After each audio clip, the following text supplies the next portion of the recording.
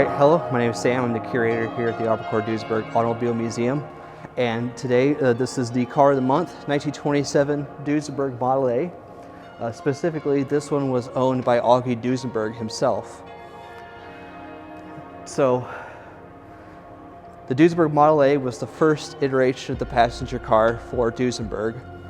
And Augie was specifically more involved with the Model A as it involved a lot of racing aspects that Duesenberg had incorporated prior to building this car. So Augie was very involved with the engineering of the Duesenberg, and so much so that he owned a couple Model A's himself, most notably being this one right here. The Model A's, they were a high-end car, around $6,000 to $7,000 on average, depending on what body style you wanted. They were powerful engines, about 90 horsepower, top speed right around close to 100 miles per hour. Very fast for its time, and first car with a straight A engine as a passenger car, so they're using their racing prowess into their passenger car with the speed and the power. Also, the Model A was the first car to incorporate four-wheel hydraulic brakes, something we all enjoy yet today. So that was another Duesenberg innovation that Fred and Augie Duesenberg brought from racing to their passenger cars. This one was purchased by Babe Stapp, who was on the Duesenberg racing team, as well as 12-time racer at the Indy 500.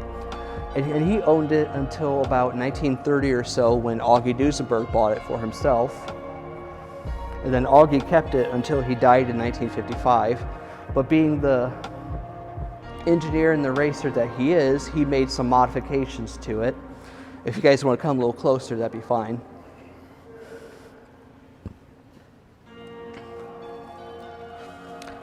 So first, you might notice that the wheels feel kind of oversized for this car. He used Stutz wheels and put those on his car. So a taller and thicker wheel. Another modification that he made was, if you look inside here, you see that steering wheel that belongs to a Duesenberg Model J. So it's not a Model A steering wheel, it's Model J with the 3 dials on it that run the choke, the headlight switch, dimmer, and the throttle. Let's see.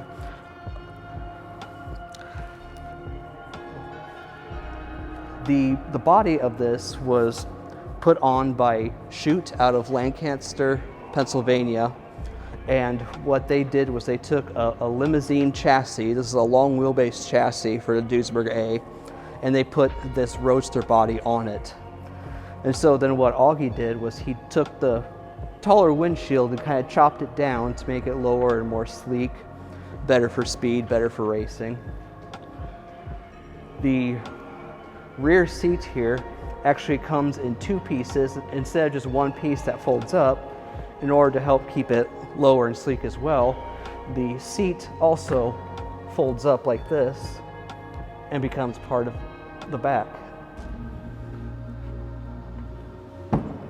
And then that would fold up and down. So that keeps this low and sleek to the shape of the car as well. I don't know if you guys saw that. The back seat here has 2 components like this. So that way you don't have one big piece to fold up, and it helps keep the shape of the car even when the seat's open.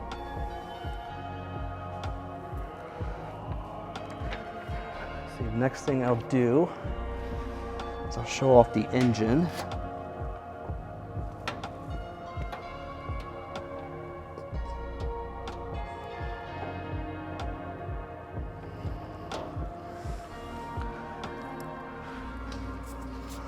So Augie also took the standard Model A engine that's in the Duesenberg Model A's, and he made some adjustments to those.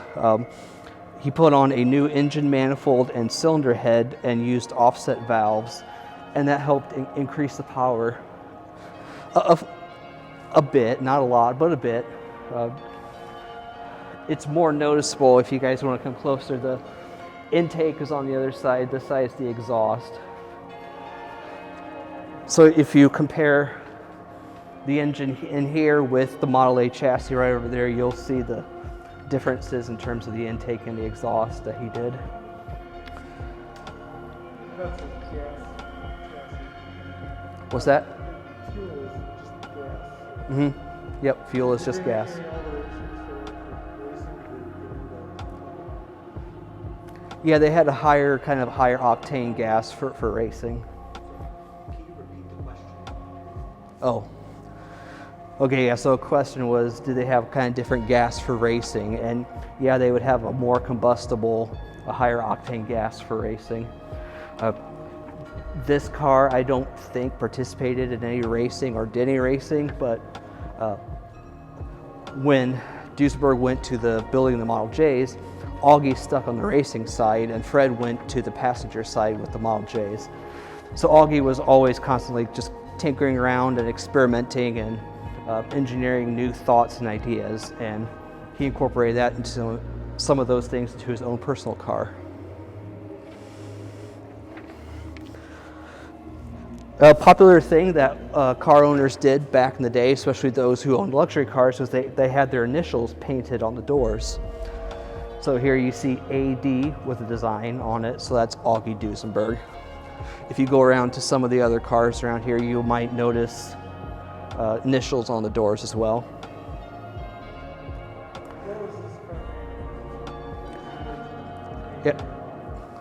Yeah, so Duesenbergs were manufactured, the chassis, as you would buy them from the manufacturer, were built in Indianapolis. That chassis back there, for example, is what you would first buy. And then you took it to, or had a custom coach builder, in this case it's Chute out of Lancaster, Pennsylvania. They would put the body on the car to your specifications. So it was pretty well custom per each Duesenberg, and that continued on to the Model J's as well.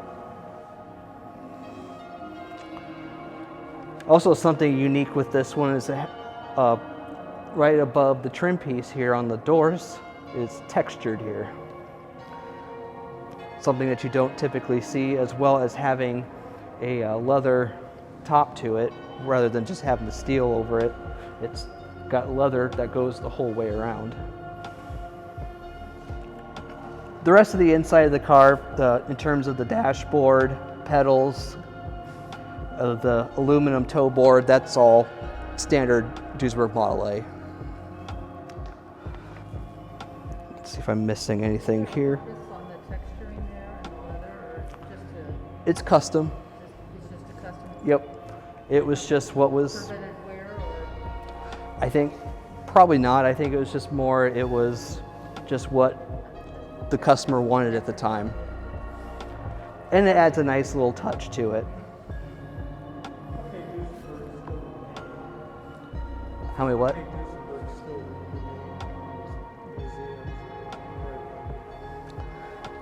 In terms of Duesenberg Model A's, the question was how many still exist today.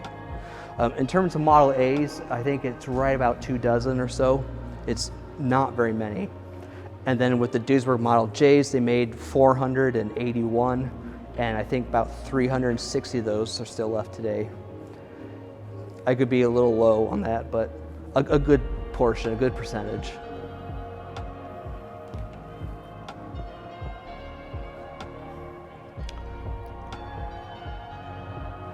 So I guess if anyone has any other thoughts or questions, or What's this here? this is golf bag compartment door is what they call it. This one is not enough for your golf bags, but you lift this up, put the key in, open it up, and it comes back in here, so for storage. Likewise, this metal piece here, you unscrew that and you open it up, and that's the front of the shackle for the rear leaf spring. So that way you can get your grease fitting connected up and grease it. So that gives access to that.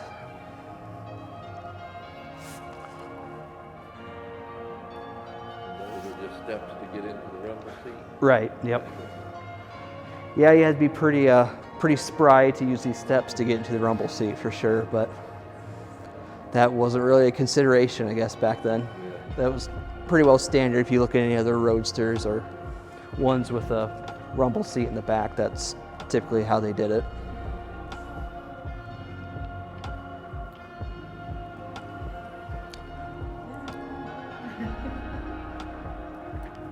And it's a roadster body style because it doesn't have roll-up windows. Instead, it has snap-on side curtains.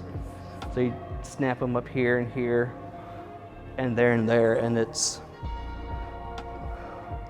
if it was roll-up windows, it would be, of the time, it'd be more considered a cabriolet body style.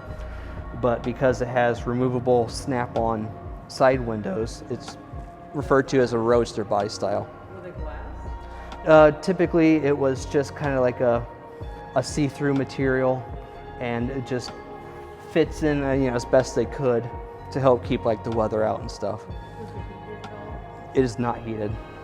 Nope. Heaters were more in the mid to late 30s, and some people put them in as aftermarket items in cars earlier. But yeah, typically they were not heated.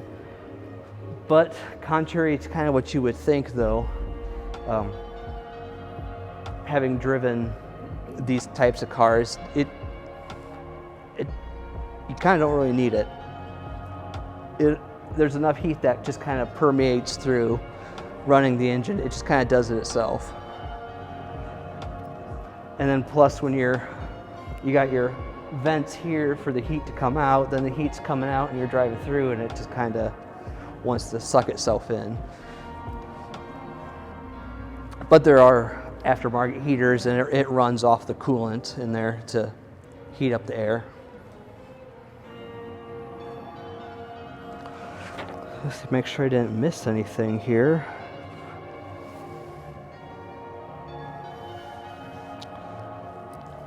Yeah, so Augie died in 1955, and his wife Gertrude hung on to his car for 8 years until Tony Holman, who started and ran the Indianapolis Speedway and started the Museum Foundation, he purchased it from Gertrude Duesenberg and took it back to their shop and did some restoration work on it, so it is kind of how it appears today.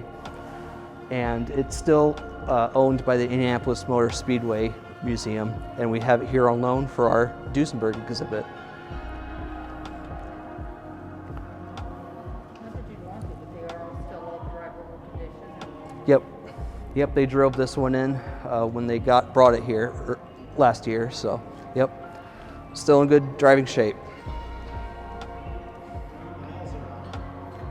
How many miles are on this? It reads 81,600 some. Well, I mean, if you take care of your car and take care of the engine, they'll last you quite a while. There's Close to 100 years.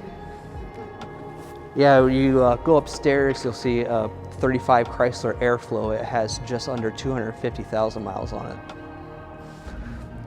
So you take care of your car, and it'll take care of you, even back then.